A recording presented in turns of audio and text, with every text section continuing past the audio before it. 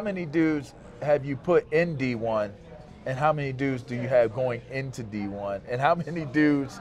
I mean, it's crazy what you've been able to create. Absolutely. Well, in 4 years, we over 25 kids going Division I. Wow. If you take it all the way back to the inception of the Canes, now you're talking about over 60 kids in Division I.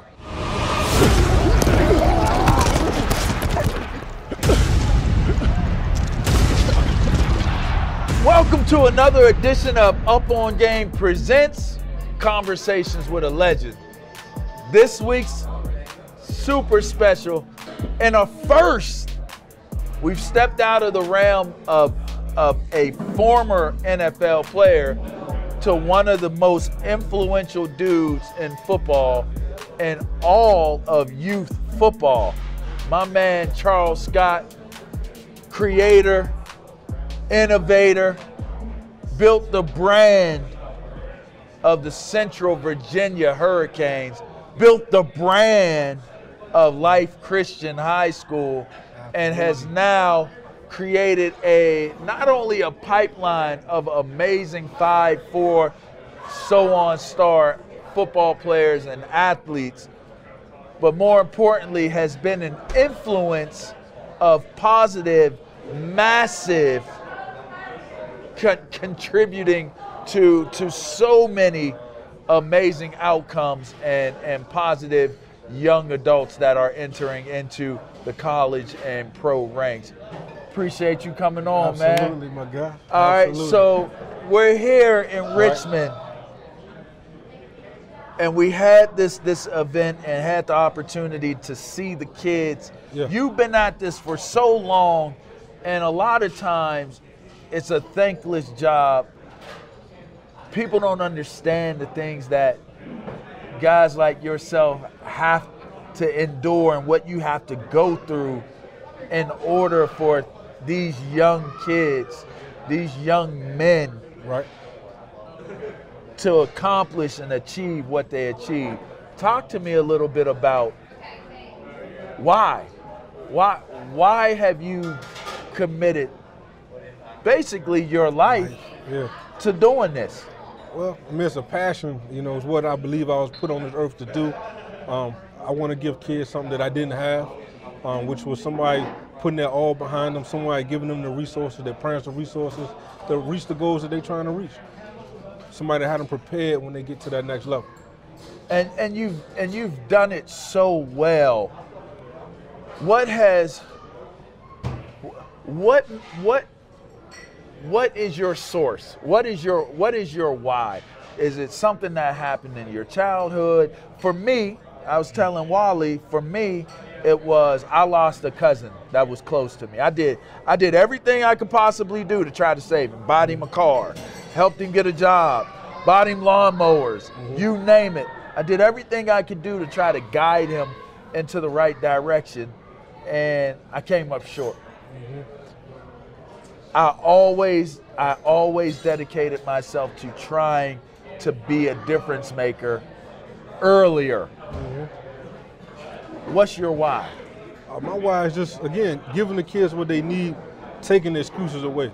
What I mean by that is giving them the resources, giving them the plan, giving them the information, and not just giving it to them, actually putting them in the van and taking them where they're supposed to be, actually coaching coaches up so they can coach the kids to be what they're supposed to be, giving them everything that I can give them, taking all the excuses away so that they can reach that goal. We just want to, at the end of the day, we want to give them a head start in life. And so now you have, how many dudes have you put in D1, and how many dudes do you have going into D1, and how many dudes, I mean, it's crazy what you've been able to create. Absolutely. Well, in 4 years, we over 25 kids going Division I. Wow. If you take it all the way back to the inception of the Canes, now you're talking about over 60 kids in Division I. One of my favorites is Brooksy, right? Well, not Aaron Brooks. Willis. Yeah. Aaron Willis is one of my favorites. Absolutely.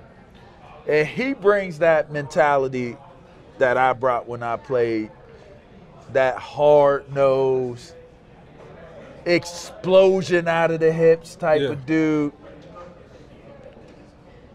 you clearly brand your kids with a mentality, because all of them, Rail, all the linemen, all of them have Sledge. They all have an edge. I call it the Richmond Edge. Okay. Yeah, I played in Washington. Right. And I had a ton of teammates from Huguenot, from the Richmond area. It's an edge about them that's different, but your babies have even more of an edge than the dudes I remember coming through with. Where does that come from? That comes from practice, man. Dogs against dogs. If you're going against dogs every day, you're going to have that edge about you when you go play Lil Joe or Lil Timmy. You're going to walk in the building and feel like you're the best player in the building. Everywhere you go, you're going to feel like you're the best person for that job. So that's how we build them. Even when they go into college, when they step on the scene, they feel like they're the best player there. And in building that, there's now the whole NIL movement that's taking place. Right. You have to be that person to these guys, a lot of them, that father figure, that guide that helps them. What advice are you giving them on what these NIL situations represent? Well, what I'm telling them is just to listen, do your research. Obviously, you can bring stuff back to me so that we can discuss it, so we can have a real conversation about, is this person here to benefit you or to benefit themselves? Like, why are they bringing this to you? And how is it going to be a benefit to you and your brand? Simple. Yeah. You're a guy that keeps things simple. Absolutely. But you're one of the most consistent dudes that I've known in being in this game. And looking at keeping it that simple with guys, what's next for Coach Scott? What's next for Charles Scott as it applies to? Because I know you got a plan. A lot of people are going to see this. Yeah.